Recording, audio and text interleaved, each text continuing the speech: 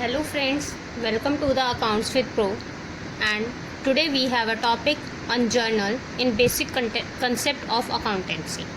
So आज हम journal के बारे में पढ़ेंगे to how to create a journal in our daily life in business and why do we use for the journal.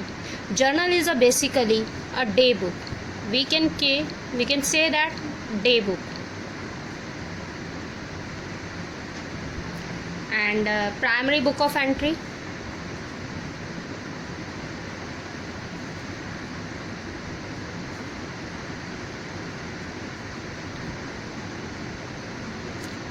why do we use that? Use of journal.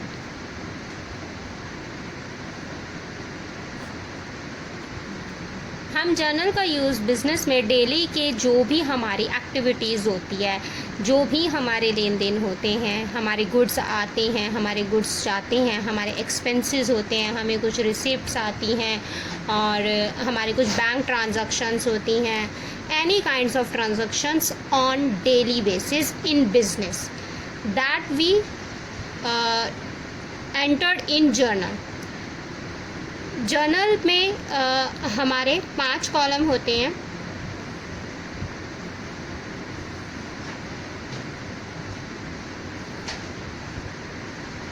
ये इसका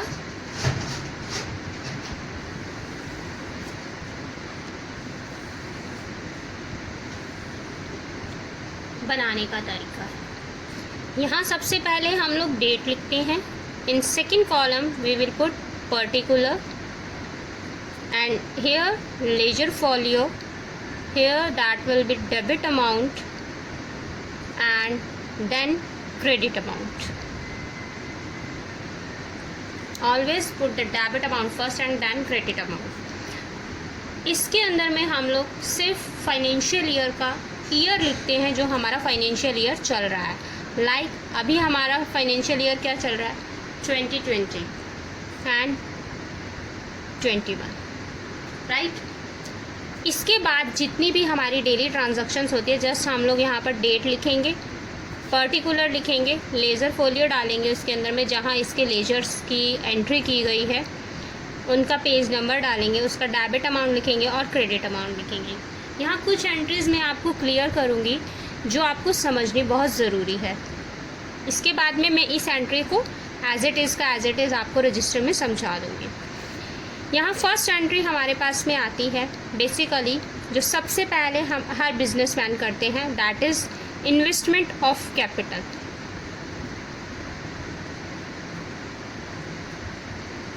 आपको हमने पिछली मेरी वीडियो में बताया था कि डेबिट और क्रेडिट का रूल क्या होता है. जो बिजनेस में आता है दैट विल बी डेबिट और जो जाता है वो क्रेडिट होता है. एंड जो अकाउंट्स हैं वो 3 उस पर किए जाते हैं. So investment of capital. एक बिजनेसमैन सबसे पहले अपने बिजनेस को स्टार्ट करने के लिए कुछ कैपिटल लेकर आता है.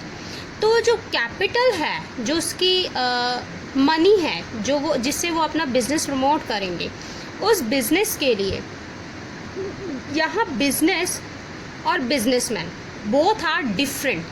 सो जब एक बिजनेसमैन बिजनेस के अंदर अपनी कैपिटल लगाता है तो वो कैपिटल बिजनेस के लिए एक लायबिलिटी हो जाती है और कैश बिजनेस में आ जाता है. तो यहाँ पर हमारी 2 चीज़ें, 2 अकाउंट्स हमारे इफ़ेक्ट होंगे, cash account and capital account. यहाँ हमारा बिजनेसमैन से कोई रिलेशन नहीं है, कैश एंड कैपिटल अकाउंट, ये 2 अकाउंट हमारे इफ़ेक्ट होंगे.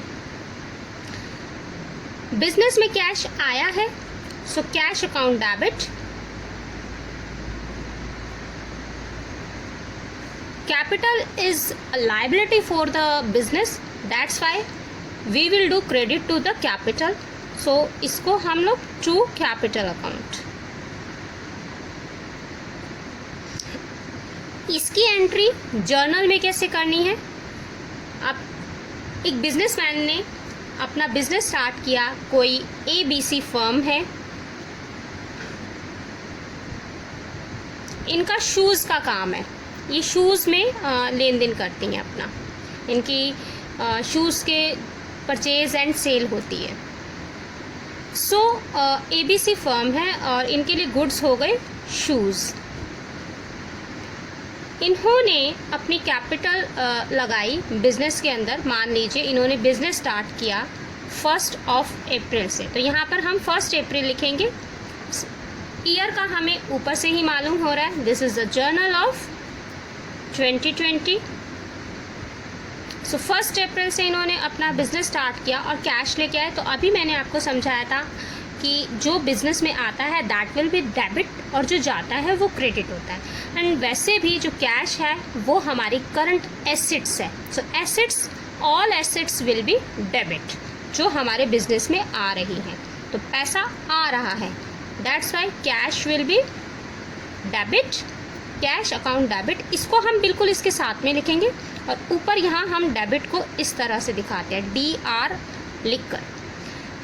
टू कैपिटल अकाउंट, जब हम क्रेडिट वाला साइड लिखते हैं तो उसको हम थोड़ा सा साइड करके लिखते हैं यहाँ, to credit account. Ledger folio, जिन बुक्स में इनकी जैसे कैश की हमने अलग से लेजर बनाया हुआ होगा एंड कैपिटल का हमने अलग से, यहाँ कैपिटल का हमने अलग से अकाउंट बनाया होगा। बार बार हमारी कैपिटल इन्वेस्ट भी करते हैं, कई बार बिजनेसमैन उसमें से कैपिटल को निकाल भी लेते हैं।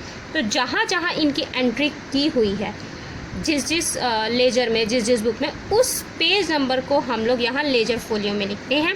यहाँ अभी जस्ट मैं आपको समझाने के लिए 1 पुट कर रही हूँ। तो कैश, इन्होंने 1 लाख की इन्वेस्टमेंट की अपने बिजनेस में। सो डेबिट के सामने डेबिट अमाउंट एंड क्रेडिट के सामने, कैपिटल के सामने कैपिटल अकाउंट। अब इसके बाद में जो एक नेसेसरी है वो क्या है, नरेशन लिखना। नरेशन को हम ब्रैकेट में लिखते हैं, narration is must.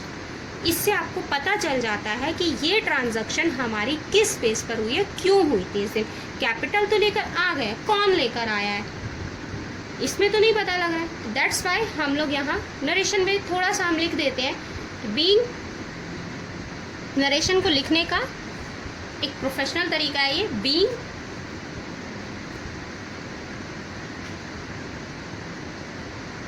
Capital investment by श्रीन। नाम भी लिखते हैं, आपको इससे पता लग गया है कि ये कैपिटल कौन लेकर आया था, श्रीन लेकर आए थे। एंड ABC फर्म है, इनका शूज़ का बिजनेस है। अब बिज़नेस के अंदर में अगर उन्होंने कैपिटल लाई है तो कुछ कभी कभी क्या होता है, बिज़नेस के अंदर में बिजनेसमैन को ज़रूरत पड़ जाती है अपने पर्सनल यूज़ के लिए। वो बिज़नेस से रिलेटेड नहीं होगी, वो बिज़नेस से रिलेटेड कोई ट्रांजैक्शन नहीं होगी, उनको सिर्फ अपने पर्सनल यूज़ के लिए चाहिए। तो वो चीज़ें जो लिखी जाती है वो ड्राइंग्स में आती हैं। सो जब हम लोग ड्राइंग्स की जाती हैं, लाइक मान लीजिए एक बिजनेसमैन ने अपने घर में अपने बच्चों की फ़ीस के लिए पैसे निकाल लिए अपने, कहाँ, बिज़नेस अकाउंट से, बैंक से पैसे निकाल लिए उन्होंने या कैश निकाल लिया बिज़नेस से। वो पैसा बिज़नेस के काम तो नहीं आया, वो उन्होंने अपने पर्सनल यूज़ के लिए किया। तो यहाँ पर हम एंट्री कैसे करेंगे, यहाँ से हमारे पास में कैश गया और कैपिटल कम हो गई। पैसा कहाँ से निकालेंगे, कैपिटल में से। तो कैपिटल कम हो गई तो यहाँ हम कैपिटल को डेबिट नहीं करेंगे, हम इसका एक नया नाम लेते हैं जिसको हम क्या कहते हैं, ड्राइंग्स। तो यहाँ हमारे 2 अकाउंट इफेक्ट होंगे, ड्राइंग्स एंड कैश। अगर उन्होंने कैश से निकाला, अभी तो हमने जैसे यहाँ पर कैश दिखाया तो हम लोग कैश ही निकाल रहे हैं। इन्होंने 2000 रुपीज़ ड्राइंग्स ले ली, कैश किसके लिए यूज़ किया इन्होंने, फीस के लिए। तो हम इसकी लेजर फोलियो में कैसे, हम इसका जर्नल के अंदर में कैसे एंट्री करेंगे, लाइक अब इन्होंने 2 अप्रैल को इसका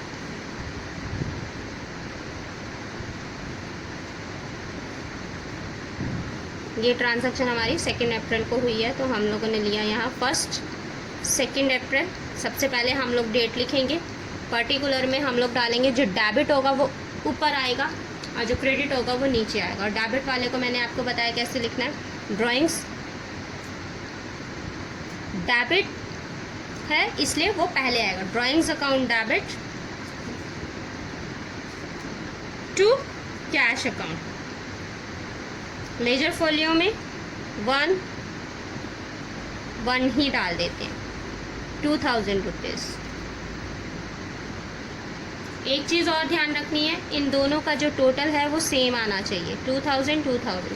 ये नहीं कि हमने डेबिट अमाउंट कुछ और लिख दिया, कैश अकाउंट कुछ और लिख दिया, राइट। यहाँ पर क्रेडिट अकाउंट कुछ और लिख दिया। That's why both should be equal. So now we will write the narration. Narration लिखने से हमें पता चल जाएगा। श्रीन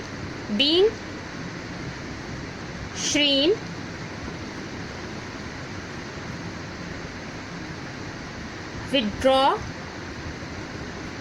amount for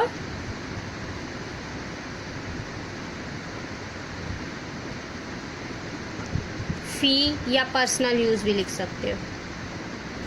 अगर आप फ़ी लिख देते हैं, फ़ी फॉर हर डॉटर, तो आपको थोड़ा सा अच्छे से पता लग जाता है। अगर आप इस ट्रांजैक्शन को उठाकर देखेंगे कि 3 साल बाद भी देखते हैं, तो आपको इस ट्रांजैक्शन से पता लग जाएगा कि हाँ, हमने 2000 रुपीज़ तो निकाले थे, बट किस यूज़ के लिए निकाले थे।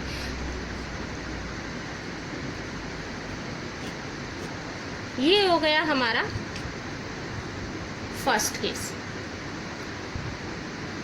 जब हमारी इन्वेस्टमेंट हुई और उस इन्वेस्टमेंट में से कुछ पैसा एक बिजनेसमैन अपने पर्सनल यूज़ के लिए निकाल लेते हैं। Now we will come to the second case. Second case में हम लोग क्या करेंगे,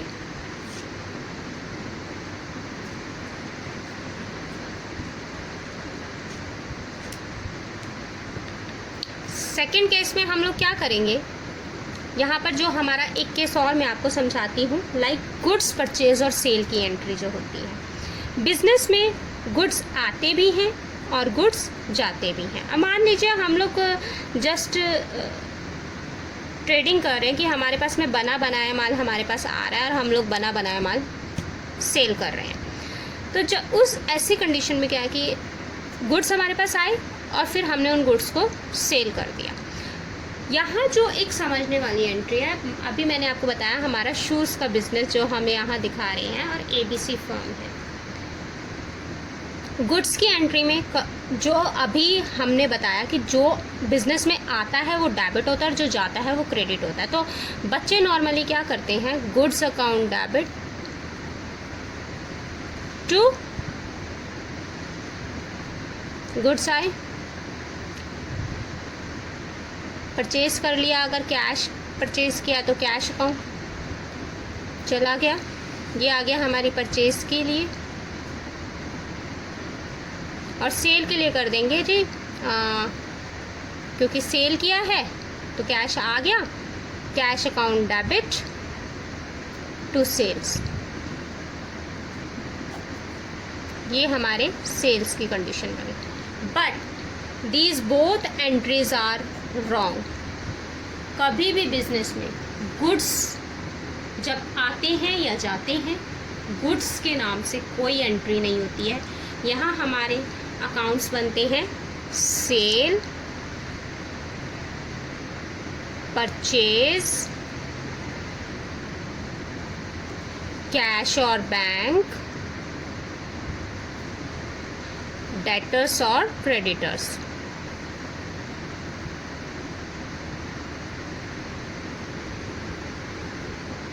डेटर्स और क्रेडिटर्स की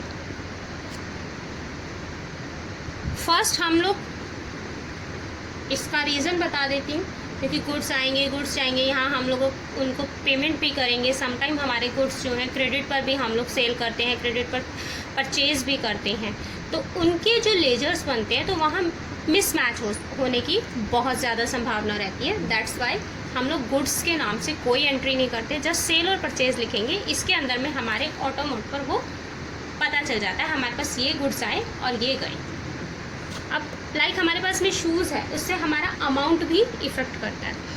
अब यहाँ पर हम लोगों ने जैसे सबसे पहले हम लोग परचेज़ कर लेते हैं। अब परचेज़ किससे किया, मान लो ABC फर्म है, अब ये शूज़ का काम करती है और ये P PQR से परचेज करती है एंड XYZ को सेल करती है। यहाँ मैं आपको दो तरीके की एंट्री बताऊंगी। पहले एक कैश या बैंक जिसकी पेमेंट हमने हैंड टू हैंड कर दी, और एक है जो हम क्रेडिट पर सेल परचेज करेंगे। तो PQR से परचेज किया इन्होंने फर्स्ट। सबसे पहले हमारी एंट्री होगी जब हमने परचेज किया eight the time of purchase. जब भी परचेज करें, बिकॉज गुड्स आ रहे हैं तो हम परचेज को डेबिट करेंगे, गुड्स जा रहे हैं तो सेल को क्रेडिट कर देंगे, क्योंकि because goods are going. So purchase account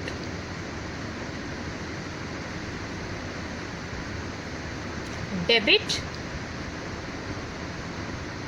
and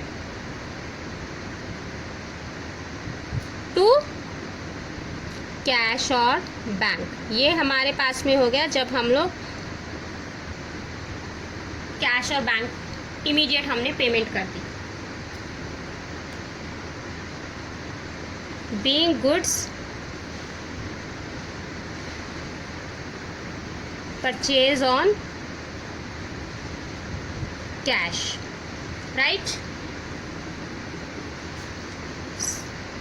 cell किया तो यहाँ पर हमने परचेज कर लिया, मान लो 3000 का, और 3000 रुपीज़ ही हमारे कैश में चले गए at the time of sale. मैंने आपको यही बताया। अब जब हम सेल करेंगे तो हमारे पास में क्या आएगी? मनी आएगी। जो आएगा कैश है, करंट एसेट्स है, बैंक है, करंट एसेट्स है। सो जो डेबिट होता है वो ऊपर आता है, कैश और बैंक अकाउंट डेबिट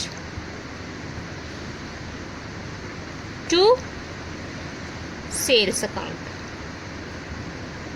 3000 के हमने अगर परचेज किए हैं तो ऑब्वियसली थोड़ा सा ज़्यादा में ही हम लोग सेल करेंगे, लाइक 5000 एंड 5000, सेल्स के आगे भी 5000। ये आपकी फर्स्ट कंडीशन होगी। सेकंड कंडीशन में, और यहाँ पर हम लोग इसकी नरेशन लिख देंगे, being goods sold on cash और बैंक लिख दिया, बाय बैंक। सेकंड कंडीशन होती है जब हम लोग क्रेडिट सेल और परचेज करते हैं।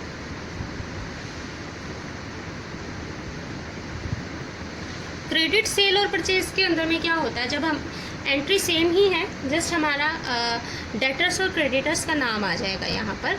जैसे अभी हमने आपको बताया, अगर हमने कैश परचेज और सेल किया तो इसमें हमें डेटर्स और क्रेडिटर्स दोनों में से किसी का भी नाम एक्सप्लेन करने की कोई ज़रूरत नहीं है, बिकॉज हमारी कैश पेमेंट हुई और उनका अकाउंट वहीं ख़त्म हो गया। बट जब कभी हम लोग क्रेडिट सेल और परचेज करते हैं तो हम उनके पर्सनल अकाउंट बनाते हैं, ताकि उनके पेमेंट्स का, उनकी रिसीप्ट्स का हमें क्लियर पता रह सके कि कितनी पेमेंट हमें उनसे आई है और कितनी पेमेंट हमें अपने क्रेडिटर्स को देनी है। That's why we note down their personal account. अब हमारी क्रेडिट परचेज के कॉलम के नीचे ही मैं लिख रही हूँ, PQR से परचेज किया तो हमारी एंट्री हो जाएगी purchase account debit to PQR, और यहाँ हम अमाउंट लिख देंगे 3000 being goods purchase on credit। यहाँ हमें पता लग रहा है कि हमने क्रेडिट परचेज किया, दैट्स इट। सेकेंड एंट्री हमारे पास में क्या आ गई है? सेल्स की। सेल्स के अंदर में हम क्या करेंगे, यहाँ हमें उनके नाम से पता लग गया है। सेल्स के अंदर में हम लोग ने क्या करना है, क्योंकि सेल हुई है तो सेल को हम क्रेडिट करते हैं, और डेटर्स हैं जिनको हम अपना माल, अपने गुड्स सेल करते हैं, वो हमारे डेटर्स होते हैं। So debtors will be debit. Debtors का क्या नाम बताया था हमने? XYZ account debit to sales account. Being goods sold on credit 5,000, 5,000. These are the entries of the this level. So ये केस हमारा यहाँ क्लियर हो गया. इसी बेस पर जब हमारे मान लो हमने कुछ गुड्स सेल किए और हमारे डेटर्स को वो गुड्स पसंद नहीं आए या उनमें कुछ डिफेक्ट निकल गया, तो वो कुछ माल हमें वापस कर देते हैं. तो ऐसे में ये जो एंट्री है वो अपोजिट हो जाएगी. बट यहाँ सेल्स अकाउंट लिखा है तो सेल्स अकाउंट में जाएगा, बट सेल्स अकाउंट से नहीं लिखेंगे, हम उसे सेल्स रिटर्न में डाल देंगे. जैसे परचेज़ अगर हमने रिटर्न करी तो वो परचेज़ रिटर्न में चला जाएगा. नाम हमें परचेज़ रिटर्न और सेल्स रिटर्न ही देना पड़ेगा. तो यहाँ पर मान लो हमने 5,000 का गुड्स हमने सेल किए थे और हमें पार्टी से जो है 500 रुपीज़ के गुड्स वापस आ जाते हैं. तो हम यहाँ पर क्या लिखेंगे? रिटर्न बेसिस पर जब हम रिटर्न हो जाते हैं. तो हमारे पास में रिटर्न वाली एंट्री में हमने क्या किया? गुड्स वापस आए हैं, सेल कर रहे हैं. सेम यही चीज़ होगी, बस इसमें एंट्री रिवर्स हो जाएगी, पलट जाएगी. रीज़न इज़ दैट बिकॉज वो सेल्स रिटर्न हो रही है और वो परचेज रिटर्न हो रही है. तो यहाँ पर जस्ट हमारा अपोजिट एंट्री हो जाएगी. Sales return account debit to XYZ. अब देखो यहाँ दो ही हमारे अकाउंट इफेक्ट होंगे, XYZ एंड सेल्स का. सेल्स रिटर्न का अकाउंट डेबिट होगा, 500 रुपीज़ के हमारे गुड्स वापस आ गए. तो जो हमारे 5,000 रुपीज़ में से इनका XYZ का अमाउंट था वो हमारे पास में XYZ के अकाउंट से 500 रुपीज़ कम हो जाएंगे ऑटो मोड पर जब हम इनके लेजर को खोलेंगे. Then being goods return due to defected. That's ये हमारी हो गई गुड्स सेल और परचेज की एंट्री. गुड्स से रिटर्न और परचेज रिटर्न, सेल्स रिटर्न की एंट्री. हम कभी भी गुड्स के नाम से कोई अकाउंट नहीं बनाते हैं. परचेज और सेल्स के नाम से ही हमारे अकाउंट्स बनेंगे बुक्स के अंदर में. सेकेंड थिंग, यहाँ हमारे क्रेडिटर्स और डेटर्स की एंट्री होती है. ये आपके सेल्स और परचेज वाली एंट्री है कि हमने कैसे करनी है. गुड्स की एंट्री है, गुड्स इन जर्नल, राइट. अभी मैं इन सब को आपको एक जर्नल में लिख के दिखा दूंगी, इसको जर्नल में हमने कैसे एंटर करना है. यहाँ आपने कैश और बैंक की एंट्री भी समझ ली होगी कि जब हमारे पास में पैसा आएगा तो वो डेबिट होगा, पैसा जाएगा तो वो क्रेडिट होगा. बिकॉज द बैंक और cash both are current assets. एक स्पेशल एंट्री भी मैं आपको समझा देती हूँ यहाँ. फॉर बैंक, जैसे हमारे बैंक में पेमेंट होती है, हमारे पास में चेक आ जाता है, लाइक चेक पेमेंट्स के लिए मैं आपको ये समझा देती हूँ कि आपने चेक की एंट्री कैसे करनी है. अगर आपके पास में चेक्स मिलते हैं तो आपने कैसे करना है. चेक अगर आपके मान लो आपने चेक की पेमेंट की है, अब आपने गुड्स परचेज किए थे 3,000 रुपीज़ के, तो आपने किससे किए थे? PQR से. आपने PQR को पेमेंट कर दी. तो चेक आपने तो अपनी तरफ से दे दिया, आपने उसको पेमेंट करी, आपके बैंक से पैसा चला गया और वहाँ जो क्रेडिटर है उसके अकाउंट से वो पैसा कम हो जाएगा. आपके पास में था PQR, तो PQR इज़ आवर क्रेडिटर. हमने उनको क्रेडिट किया था, तो अभी हम PQR को डेबिट कर देंगे. PQR account debit to bank account. Cheque account मत लिख देना, bank account. 3,000 rupees, 3,000 rupees.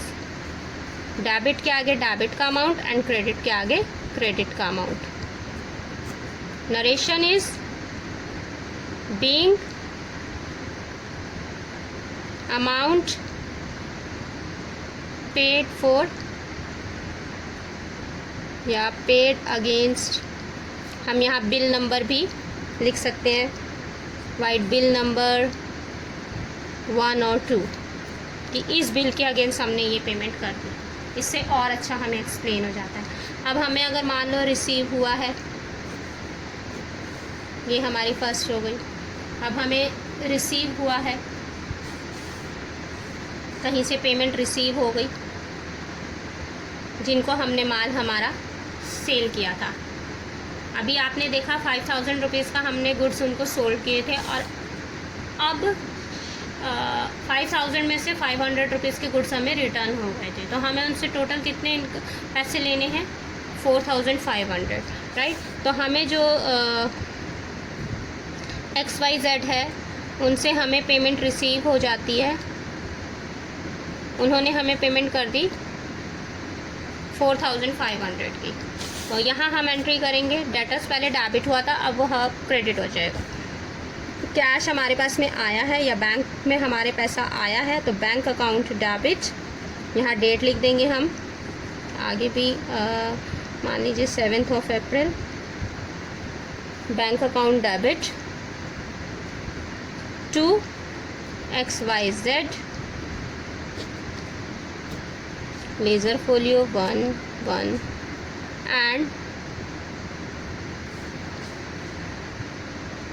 Debit के आगे डेबिट अमाउंट 4500 देन बीइंग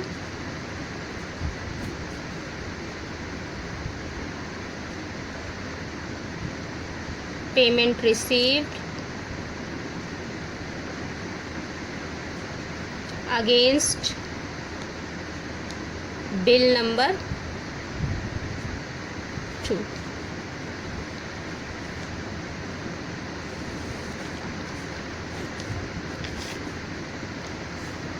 ये हमारा जर्नल हो गया इसका। अब एक चीज़ और हम आपको समझा देते हैं जो हमारे यहाँ समझने वाली है, वो क्या है? डिस्काउंट की एंट्री, कैश डिस्काउंट जो हम देते हैं बिजनेस में ऑलमोस्ट, वो क्या होती है? कैश डिस्काउंट की एंट्री को गौर से समझना। डिस्काउंट 2 तरीके के होते हैं, एक होता है ट्रेड डिस्काउंट और एक होता है कैश डिस्काउंट। ट्रेड डिस्काउंट जो होता है वो जब हम किसी से माल, कोई भी गुड्स परचेज़ किया हमने, और वो गुड्स के ऊपर में उन्होंने अपना, मान लो हम लोग उनकी ज़्यादा सेल कर रहे हैं, तो वो हमें कहते हैं तुम अपना जो शूज़ अपना 100 रुपीज़ का ले रहे थे वो मैं आपको 90 रुपीज़ का दे दूँगा। रीज़न इज़ दैट बिकॉज हम लोग अब ज़्यादा गुड्स बेचेंगे तो हमें प्रॉफिट भी ज़्यादा होगा, उनसे हम ज़्यादा गुड्स परचेज़ करेंगे। तो वो क्या करते हैं, उनको कुछ प्रॉफिट दे देते हैं कि हम आपको 100 की बजाय 90 रुपीज़ में दे देंगे। तो जो वो बिल बनाएगा, कौन? जो पर्सन अपना माल बेच रहा है या फैक्ट्री ऑनर, जो वो बिल बनाएंगे वो 100 रुपीज़ का नहीं बनाएंगे, उन्होंने 90 रुपीज़ का बनाया और उसमें उन्होंने अपना ट्रेड डिस्काउंट बता दिया। जो हमारे पास आएगा, हम अपनी बुक्स में जो चढ़ाएंगे वो हम क्या चढ़ाएंगे, हमने उनके ट्रेड डिस्काउंट से कोई मतलब नहीं है, हमें अपनी बुक्स में क्या चढ़ाना है, हम अपनी बुक्स में 90 रुपीज़ से ही एंट्री करेंगे, वो 100 रुपीज़ से एंट्री नहीं करेंगे। उन्होंने 100 रुपीज़ का शूज़ था और वो हमें 90 रुपीज़ में दे रहे हैं, तो हम अपनी बुक्स में सिर्फ 90 रुपीज़ शो करेंगे, 100 रुपीज़ से हमें कोई लेना देना नहीं है। तो ये जो 10 रुपीज़ का जो हमें डिस्काउंट मिला है, ये हमें क्या है, ये ट्रेड डिस्काउंट है, ये ट्रेड डिस्काउंट है। जो ये 10 रुपीज़ का हमारे पास में डिफरेंस आया है वो ट्रेड डिस्काउंट है। हम अपनी बुक्स में किससे एंट्री करेंगे? जब हमारे पास में ऐसे डिस्काउंट मिलेंगे, हमने सीधा सा परचेज़ किया एंड परचेज़ अकाउंट डेबिट,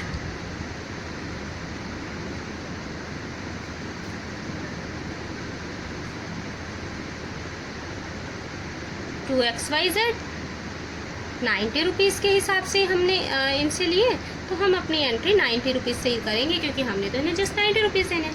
पर जो ये हमारा है ट्रेड डिस्काउंट, लेकिन एक दूसरा डिस्काउंट होता है, वो होता है कैश डिस्काउंट। अब कैश डिस्काउंट क्या होता है? Cash discount is different.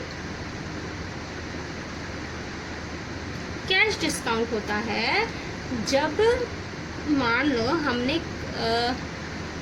किसी पर्सन को कोई गुड्स सेल किए और वो हमें इसकी पेमेंट हम ज़्यादा क्वांटिटी में देते हैं, like wholesalers and all को, तो हमें कैश आ रहा होता है। तो इससे क्या होता है, बिज़नेस का जो फ्लो है, फंड फ्लो है, वो बढ़ता है, फ्लो बढ़ता है, क्योंकि बिज़नेस में तो पैसा आ रहा है ना। जितना उधार दोगे उतना बिज़नेस में पैसा थोड़ा सा ब्लॉक हो जाता है। बट जब हम लोग कैश दे रहे हैं, हैंड टू हैंड हमें पेमेंट मिल रही है, तो इससे बिज़नेस को आगे और बढ़ाने में हेल्प मिलती है और ये अच्छा होता है बिज़नेस के लिए। तो एक बिजनेसमैन क्या करता है कि हमें अपने डेटर्स से जल्दी पेमेंट मिल जाए, उसको थोड़ा लालच दे देता है, और वो उस लालच के अंदर में उसको डिस्काउंट देता है। लाइक हमने अगर किसी को 110 रुपीज़ के शूज़ थे, हमने 90 में परचेज़ करे, 110 रुपीज़ में हमने उनको सोल्ड आउट कर दिया, और हम उन्हें कहते हैं अगर आप हमें 10 डेज़ के अंदर अंदर अगर आप हमें पेमेंट कर देते हैं, तो हम आपको ये इसमें कुछ डिस्काउंट देंगे। पर पेयर ऑफ शूज़ पर हम आपको 5 रुपीज़ के डिस्काउंट दे देते हैं। कितना? 5 रुपीज़ का।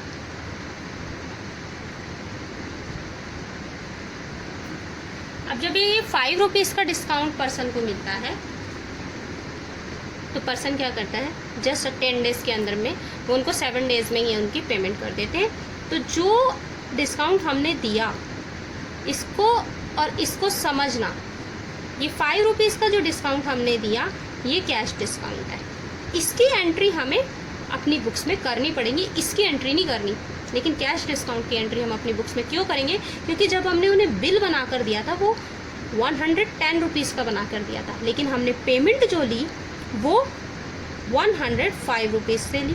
तो जो 5 रुपीज़ का जो लॉस हुआ है, वो हम कहाँ दिखाएंगे? वो भी तो हमें अपनी बुक्स में दिखाना है।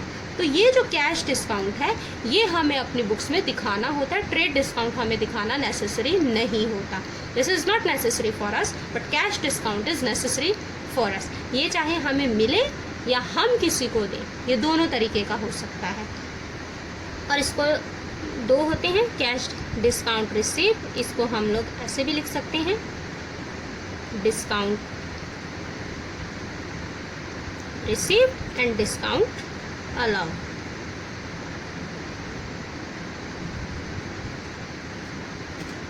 डिस्काउंट रिसीव्ड जो होगा वो हमारे लिए इनकम होगी, और जो हम अलाउड करेंगे वो हमारे लिए लॉस होगा या एक्सपेंसेस होंगे। तो आपको पता है, expenses, all expenses will be debit and all income will be credit. इसकी एंट्री कैसे करनी है, ये मैं आपको समझाती हूँ।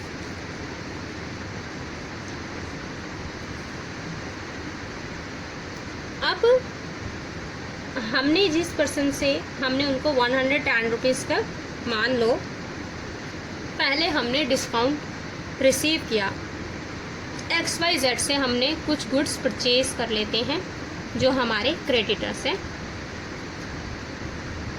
हमने इनसे 4000 रुपीज़ के शूज़ लिए और हम इन्हें जल्दी पेमेंट कर रहे हैं। इनका जो ड्यू डेट है वो इन्होंने रखी हुई है 10 डेज़ की, और जिसके ऊपर में ये डिस्काउंट हमें दे रहे हैं। अगर हम 10 डेज़ के अंदर अंदर इनके 4000 रुपीज़ की दे देते हैं, तो पेमेंट कर देते हैं, तो ये हमें इसके ऊपर में 500 रुपीज़ का डिस्काउंट दे रहे हैं, राइट। तो इसकी एंट्री हमारे पास में कैसे होगी? पहले हमने माल परचेज़ किया होगा 4000 रुपीज़ का, अब हमने डिस्काउंट रिसीव किया है, हमने इनको पेमेंट करनी है। तो जब हम पेमेंट करेंगे वो कैसे करेंगे? हमने पहले गुड्स परचेज़ किए, तो हम यहाँ दिखा देंगे 10th अप्रैल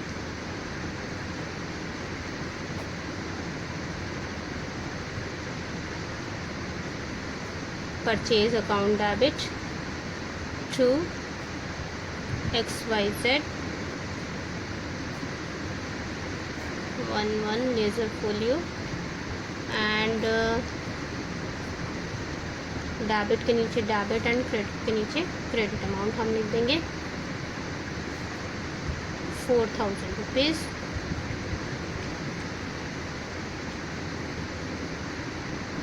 हमारे जल्दी पेमेंट करने के ऊपर में जो being goods purchase against bill number 2 इसको क्लोज कर देंगे। ये हमारा इसका बन गया जर्नल। अब जब हमारी एंट्री होगी, अब हमने इनसे गुड्स परचेज किए, हमें इनसे डिस्काउंट मिल रहा है। अगर हम 10 डेज़ के अंदर अंदर पेमेंट करते हैं तो ये हमें 5000 रुपीज़ का डिस्काउंट देंगे। तो इसकी एंट्री कैसे होगी? इसकी एंट्री होगी, सबसे पहले हम लोगों को पैसा जा रहा है बैंक और कैश XYZ है, हम इनको पेमेंट कर रहे हैं। सो जिनको पेमेंट कर रहे हैं क्रेडिटर्स को, XYZ अकाउंट डेबिट, डिस्काउंट हमें मिला है तो ये हमारे लिए क्या हो गई? इनकम हो गई। पैसा हमारा जा रहा है, तो जब हमारे पास से पैसा जाता है तो हम उसे क्रेडिट करते हैं। दोनों चीज़ों को याद रखना। टू XYZ अकाउंट कितने पैसे हमें टोटल इन्हें देने थे? 4000 रुपीज़ के, क्योंकि हमने इनसे गुड्स खरीदे थे 4000 रुपीज़ के। टू डिस्काउंट रिसीव्ड अकाउंट कितने का दे रहे हैं ये हमें? 500 रुपीज़ का। हमने इनकी पेमेंट कर दी 12 अप्रैल को, हमें 500 रुपीज़ का फ़ायदा हो गया, हमारी इनकम हो गई। टू बैंक अकाउंट कितने पैसे हम देंगे टोटल इन्हें? 4000 रुपीज़ का था, 5000 रुपीज़ का हमें डिस्काउंट मिल गया, 3500। Both will B equal now, being amount paid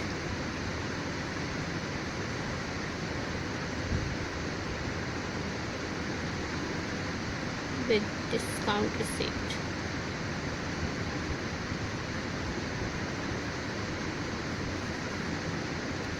ये एंट्री इसकी डिस्काउंट रिसीव्ड की होगी। यही एंट्री जब हम डिस्काउंट अलाउ करते हैं तो रिवर्स हो जाएगी, like PQR XYZ।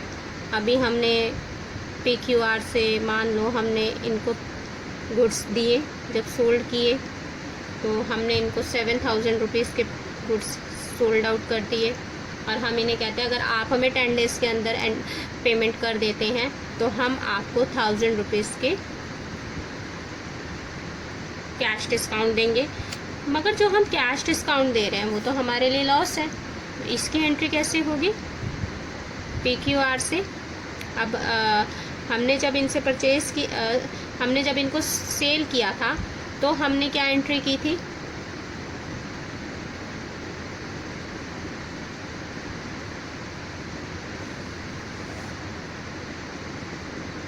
April 13 PQR account debit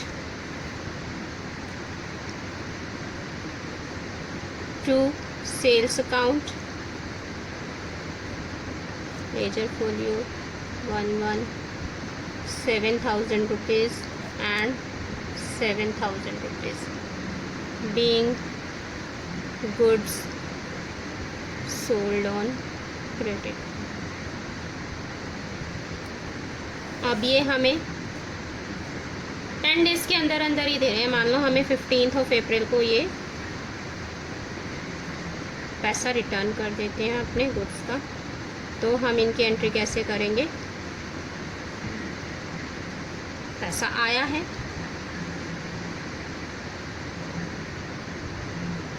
bank account debit.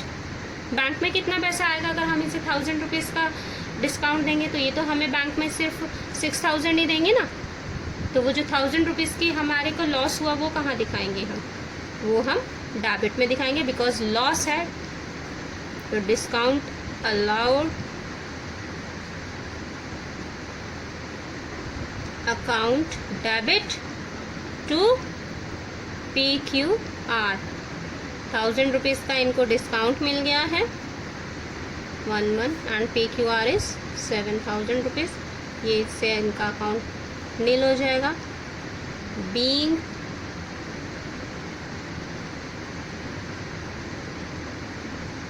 Payment received on discount.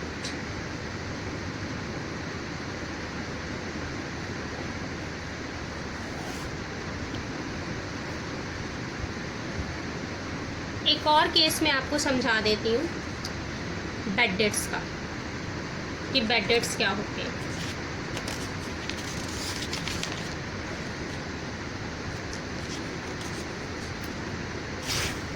Bad debts क्या होती हैं? बैड डेट्स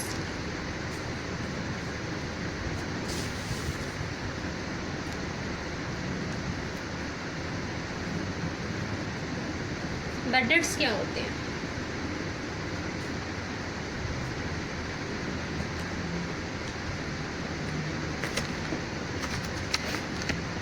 बैड डेट्स होते हैं जब किसी बिजनेस में कोई भी पर्सन जो एक बिज़नेस कर रहा है और बिज़नेस करते करते उनका अचानक से बिज़नेस जो है वो बंद हो जाता है। जब बिज़नेस ही बंद हो गया तो पर्सन यहाँ पर हमें पेमेंट कैसे करेगा? फिर वो पेमेंट कर ही नहीं सकता, और हमने उन्हें कुछ गुड्स जो हैं वो क्रेडिट पर दिए थे। अब वो ये कहते हैं कि हमने उन्हें 5000 रुपीज़ का कुछ गुड्स सोल्ड हमने किए थे। अब इनकी जो फैक्ट्री है, जो इनकी शॉप है वो बंद हो रही है, तो अब ये 5000 रुपीज़ तो वो पर्सन दे नहीं सकते क्योंकि उनका बिज़नेस बंद हो रहा है। तो वो कहते हैं अब हम तुम्हें सिर्फ 3000 रुपीज़ ही रिटर्न करेंगे। 2000 रुपीज़ हम तुम्हें रिटर्न नहीं कर पाएंगे क्योंकि अब हम नहीं दे सकते, ये अब डूब चुकी है कंपनियाँ, ये बंद हो चुकी है। तो वो जो 2000 रुपीज़ का डिफरेंस है ये हमारे बैड डेट्स हो जाएंगे। ये हमारी जो पेमेंट हमें मिली रिसीप्ट हो जाएगी, और ये हमारा जो अमाउंट था। अब इसकी एंट्री हमें कैसे करनी है अपनी बुक्स में?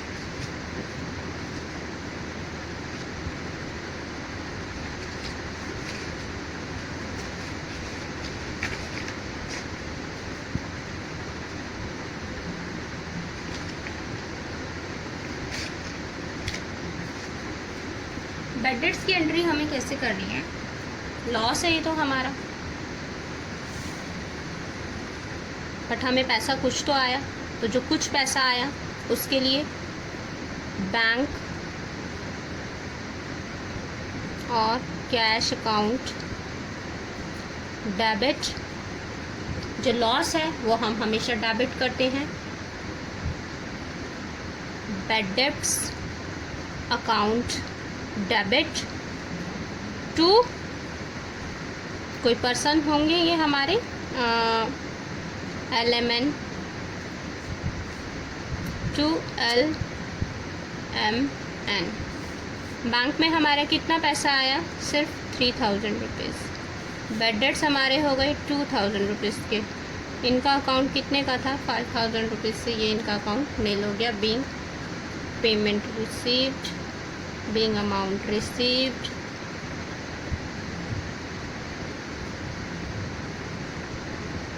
On bad debts, right. इसकी एंट्री ऐसे करनी है। बट इन फ्यूचर मान लो अब ये तो हमने अपनी बुक्स में दिखा दिया, इतना पैसा हमारा डूब गया था। बट इन फ्यूचर 1 साल बाद, 2 साल बाद बुक्स तो हमारी बंद हो चुकी हैं इनकी, ये पर्सन कहते हैं कि चलो यार तुम्हारे 2000 जो हमारे पास में डूब गया था, कभी कभी बहुत बड़ी अमाउंट भी हमारी बिज़नेस में डूब जाती है, तो वो कहते हैं कि चलो 2000 रुपीज़ आपका जो डूब गया था, इनमें से मैं आपको 900 रुपीज़ रिटर्न कर देता हूँ।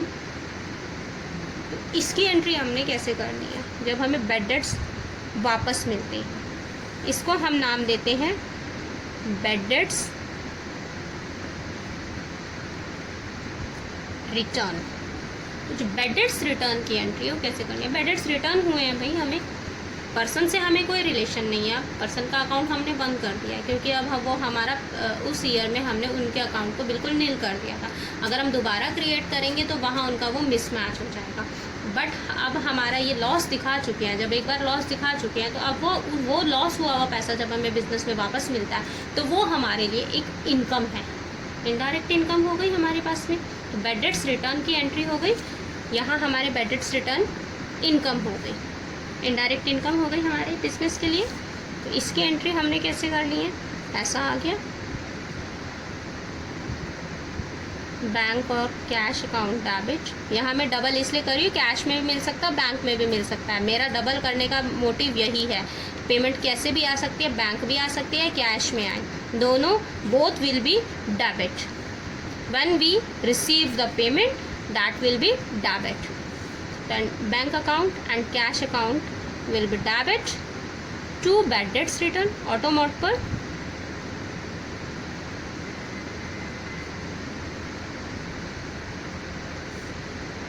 ₹900 इसकी एंट्री इस तरह से होगी। बीइंग, हाँ यहाँ हम नरेशन में थोड़ा सा एक्सप्लेन कर सकते हैं। Being bad debts return from LMN, जो भी आपने लिखना है, इन फाइनेंशियल ईयर इस ईयर में ऐसा हुआ था, उसके अगेंस्ट हमें 900 रुपीज़ मिल गए, तो हमें थोड़ा सा पता चला। अदरवाइज़ इतना लंबा LMN लिखकर दैट्स इनफ। ये हमारी जर्नल की एंट्री होती है जो हमारी डेली बेसिस पर होती है, और इनको जर्नल में हमें कैसे एंटर करना होता है, उन्हीं 5 कॉलम्स के अकॉर्डिंग हमें इन्हें लिखना होता है। जैसे अभी मैंने आपको एक एक का जर्नल बनाकर दिखाया था, date, particular, ledger folio, debit amount, credit amount, debit के सामने डेबिट का अमाउंट, क्रेडिट के सामने क्रेडिट का अमाउंट, और एक नरेशन लिखनी बहुत नेसेसरी होती है। सो ये टॉपिक हमारा आज का यहीं ख़त्म होता है। Thank you.